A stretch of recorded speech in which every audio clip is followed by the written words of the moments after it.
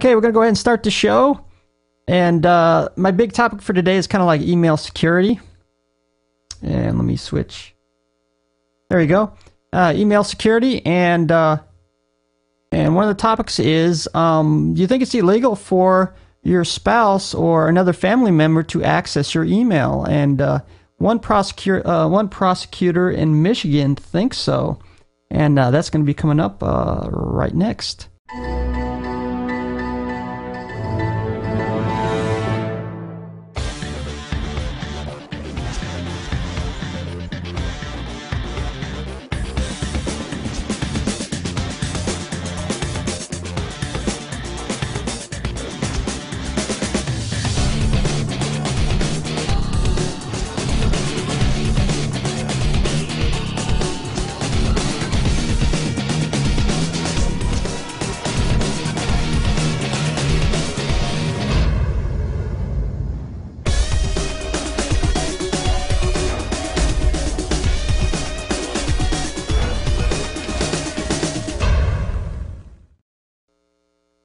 Okay, we're back. Now,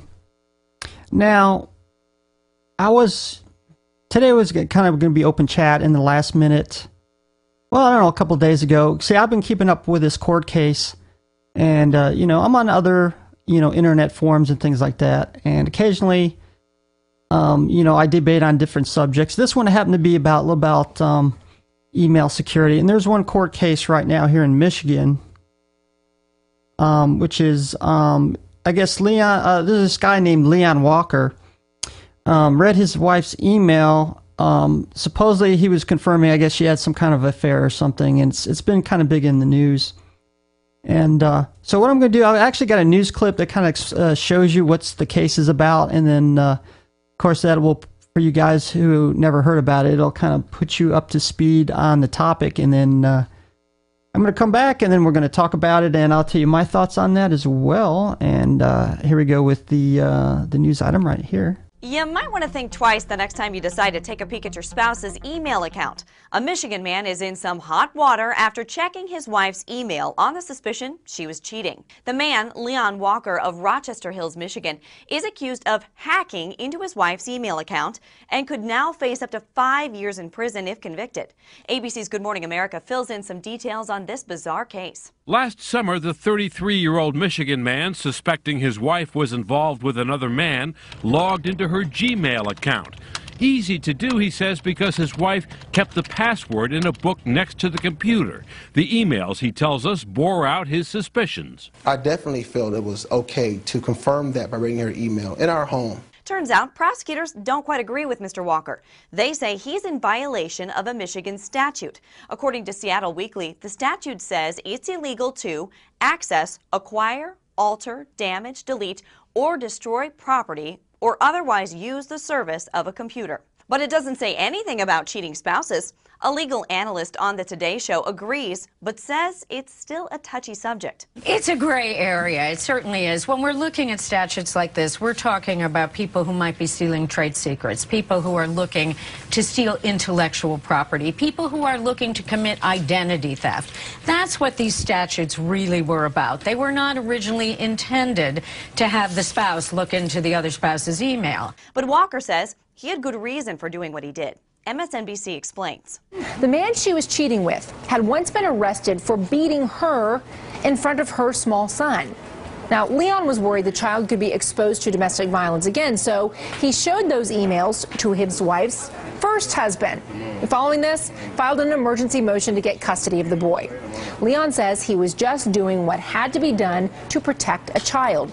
According to the Detroit Free Press, about 45% of divorce cases involve some snooping and gathering of email. A blogger for The Stir says, just file this whole thing under crazy. Honestly, how many of us have never looked at an open browser that belonged to a significant other? Or guessed at a password? If you didn't raise your hand, you deserve an award for outstanding saintliness. But most people do have opportunity to see their partner's email. In fact, if your other half is overly careful about never leaving his Gmail open where you can see it, you probably should be checking out his personal business. So what do you think? Should snooping through your spouse's email be illegal? I'm Megan Murphy with Newsy.com, multiple sources, the real story.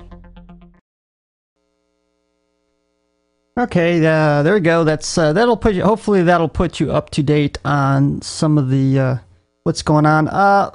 Now, I'm probably going to give you some more information. Some of it's probably already, you've seen it in the news clip as well. And I think that actually the news clip already went over most of that. Now, supposedly, I guess Leanne Walker alleges her wife left the passwords out in her address book. I don't know. I've been reading. I actually read. I probably read about 6 different news articles and actually a couple of TV interviews. Both Leanne Walker and his wife Clara Walker as well.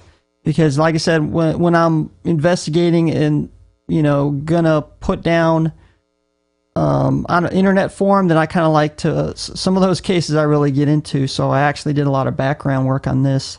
Not really for the show, I just did this for my own use in debating on this topic. Now, I'll go over some of it again. Prosecutors rely on a Michigan statute typically used for identity theft or stealing trade secrets, which is an authorized access to a computer in order to acquire, alter, damage, delete, or destroy property. Now, lawmakers are trying to change the statute because it wasn't originally intended for family members. So they are in the process of changing it so it won't be used by people for like that. Because you got to think, what happens if they make this law for the average, home user? I mean, because you got a lot of, different family members live in the house. You could have, you can even have your own parents living in the house. So it's going to be really hard to, sometimes you may even be, they might actually look at it by accident as well. Okay, Leanne Walker alleges wife left her passwords in her address book. Now, I don't know. She's been saying different things because she also said that he hacked into it since he's an IT specialist. And prosecutors are actually using this in the case that he's an IT professional, so that would give him special knowledge to hack into it. But to me, that has no relevance upon the case because, anybody, it doesn't make them more likely to hack into it or not just because an IT professional. That's, at least for me, myself anyway. And so I see a potential to a lot new lawsuits might spring up just because of this one court case. And let me go ahead and read in the chat and see what you guys think as well, because I've been kind of missing some of your I don't and wouldn't use sensitive personal communication. Now, so I also noticed somebody put in there, I think it was the Mac Geek as well, that email is probably not the best form of secure communication. Now, you can, I think a lot of people don't realize that, well, of course, you can't encrypt email, and a lot of people don't, the average user probably doesn't, probably because maybe they don't really know how. Let me see. And now, I actually wrote a bunch of stuff, the reasons why it's going to be so hard to prosecute this case, because I'm going to go ahead and tell you the statute again, because they're supposedly going to prosecute him under this statute, not any other, which is unauthorized access to a computer in order to acquire, alter, damage, delete, or destroy, property. That's the key word, property. And you got to think, what defines the word property? Because when we think of property, we think something physical. Of course, data on a computer, that's it's probably considered something else. The computer it resides on, yes, that is property. Is reading email considered stealing property? So, all these questions, this is why it's going to make it so hard to prosecute. A lot of people, when they access their email, well, you can actually do it in different ways. Some are web-based email services, and a lot of these web browsers, when you go onto this online email service, often that web browser will ask you if you want to save your username and password. So a lot of times, they may agree or disagree or whatever, or they could have pushed the wrong button, who knows. So, you got to take that into effect to it as well.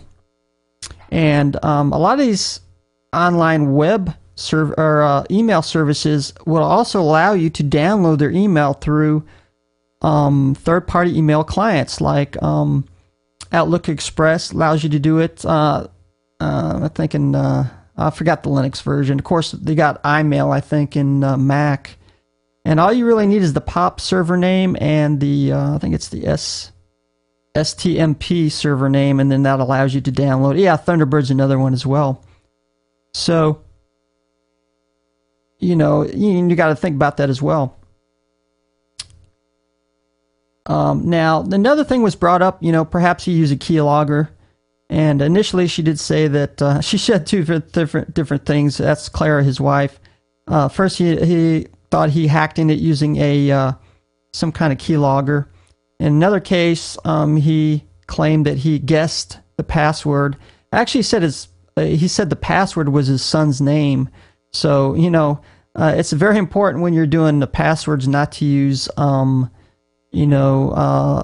members' names. That's probably the worst to use.